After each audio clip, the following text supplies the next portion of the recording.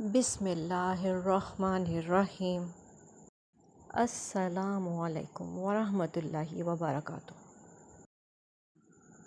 پانی کی طرح بنو، یہ اپنی سطح پر سب سے زیادہ بوجھ برداشت کر سکتا ہے اور اس کے اندر سب سے قیمتی چیز موجود ہے، اور اگر یہ مردہ زمین پر گرے تو اسے زندہ کر دیتا ہے، اور اگر اس کا سامنا کسی چٹان سے ہوتا ہے تو وہ اس کے گرد گھومتا ہے اور یہ ظاہری شکل سے متاثر نہیں ہوتا ہے، چاہے آپ اسے سنہری پیالوں میں سرو کریں یا مٹی کے پیالے میں، یہ نہیں بدلے گا، یہ پانی ہی رہے گا۔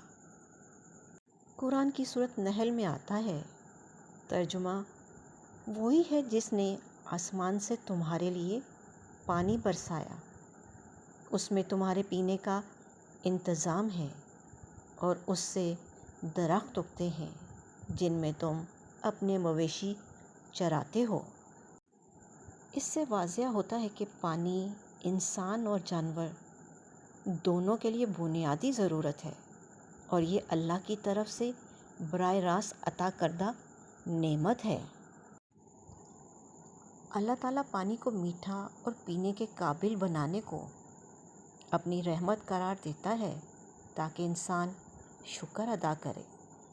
رسول اللہ صلی اللہ علیہ وآلہ وسلم نے فرمایا، مسلمان 3 چیزوں میں شریک ہیں: پانی، گھاس اور آگ۔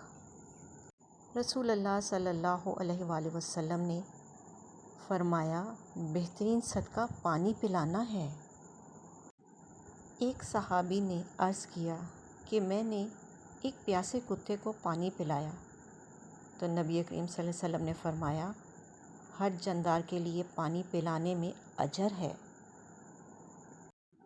پانی زمین کی آنکھوں کا آنسو ہے، اسے آلودہ نہ کرو۔ پانی کی بوند بوند میں زندگی کی کہانی چھپی ہے۔ پانی کی قدر وہی جانتا ہے جو پیاس کا درد محسوس کرتا ہے۔ پانی اللہ کی وہ امانت ہے جس کی حفاظت ہم سب پر فرض ہے۔ پانی قدرت کی زبان ہے جو بہاؤ سے ہمیں زندگی کا پیغام دیتی ہے۔ یادوں کا حصہ صرف یادوں کا حصہ بن کر رہ جائیں گے۔ آج سے کئی سال بعد ہم اور ہمارے ساتھ جینے والے سب زمین کے نیچے ہوں گے۔ جس گھر کو بنانے کے لیے ہم نے زندگی بھر محنت کی، ان میں اجنبی لوگ بس چکے ہوں گے۔ جو چیزیں ہم نے بڑی مشکل سے اکٹھی کیں اور جو بھی مال اور دولت ہم نے جمع کیا، وہ سب کسی اور کی ملکیت بن چکا ہوگا۔ وہ گاڑی جسے لینے کے لیے تم نے لاکھوں خرچ کیے، شاید کسی کچرے کے ڈھیر پر پڑی ہوگی۔ وہ بزنس جسے تم نے اپنے خون پسینے سے کھڑا کیا، کسی اجنبی کے نام ہو چکا ہوگا، اور ہمیں بس 1-2 نسلوں تک یاد رکھا جائے گا، پھر ہمیشہ کے لیے بھلا دیا جائے گا۔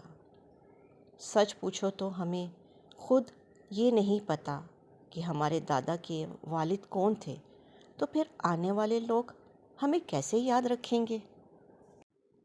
جو سوچ ہمارے ذہن پر چھائی رہتی ہے، اور زیادہ کماؤ اور زیادہ اکٹھا کرو اور زیادہ حاصل کرو، وہ سب صرف ایک دھوکہ ہے۔ زندگی کا اصل مقصد صرف چیزیں اکٹھی کرنا نہیں، بلکہ وہ لمحے جینا ہے جو واقعی قیمتی ہیں، اور یاد رکھنا اصل دولت وہ لمحے ہیں جو تم نے کسی اپنے کے ساتھ ہنس کر گزاری، وہ پل جو تم نے بنا کسی ٹینشن کے محسوس کیے، وہ لوگ جن سے تم نے دل سے محبت کی بنا کسی لالچ کے۔ مگر ہم کیا کرتے ہیں؟ ہم اپنی ہر صبح ایک نئی لالچ کے ساتھ شروع کرتے ہیں۔ بنا یہ سوچے کہ ہم جو جی رہے ہیں وہ اصل میں جینا بھی ہے یا صرف وقت کاٹ رہے ہیں۔ اگر یہ سب بعد میں سمجھ آیا تو صرف افسوس رہ جائے گا، مگر آج سمجھ آ جائے تو زندگی جینے کا طریقہ بدل سکتا ہے۔ سمجھ لو وقت صرف گزر رہا ہے، تمہارے ہاتھ صرف وہ پل ہیں جو تم آج جی رہے ہو۔ انسان اور کتے کا زوال تب شروع ہوتا ہے جب وہ دوسروں کے اشاروں پر اپنوں پر بھونکتا ہے۔ فرمان آخری نبی صلی اللہ علیہ وآلہ وسلم، بندہ مومن اللہ پاک کی بارگاہ میں ایک سجدہ کرتا ہے تو اللہ پاک اس کے سبب اس کا ایک درجہ بلند فرماتا ہے اور ایک گناہ معاف فرما دیتا ہے۔ جو چیز تجھے اللہ سے غافل کر دے اسے خود سے دور کر دو۔ فرمان آخری نبی صلی اللہ علیہ وآلہ وسلم، جو تمہارے ساتھ بھلائی کرے اس کا بدلہ دو، اگر بدلہ نہیں دے سکتے تو اس کے لیے دعا کرو۔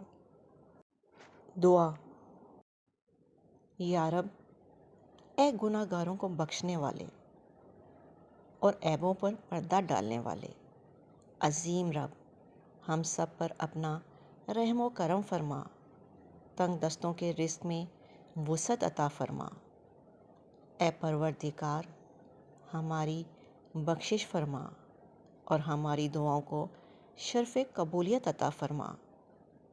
اللہ تعالیٰ ہم پر اپنی رحمتوں کے سائے ہمیشہ دراز اور آفتوں سے محفوظ رکھے، آمین یا رب العالمین۔